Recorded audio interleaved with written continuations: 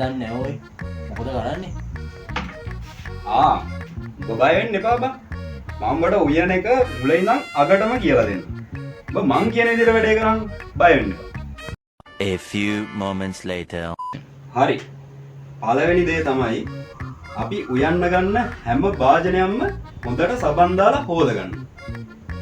ඉදාංකෝ. මම මේ භාජන ටික හොදගෙන එන්න. ඔබ වතුර ටිකක් කියන් දීලා ඉඳන්.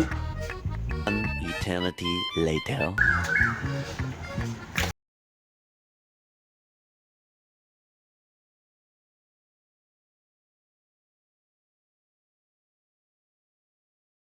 විටක් අරන් එන්න.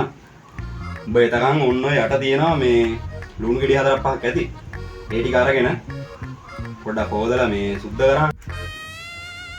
ආයේ හරි. අවුලක් නැහැනේ බං. පොඩ්ඩක් සුද්ධ කරලා දාන්න උන්දී. කපන්න දන්නවනේ. අවුලක් නැහැනේ. මං සෙනික ගිහිල්ලා එන්න. බෙල්කම් වැඩේ කරපන් ඈ. ඔය ගිහලා ඉන්න. බය වෙන්න එපා.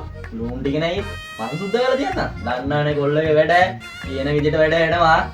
2000 years later.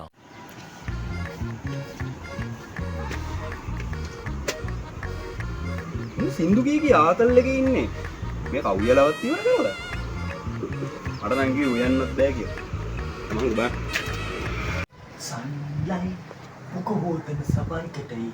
ගෑවොත් නම් මුක දිලිසෙයි.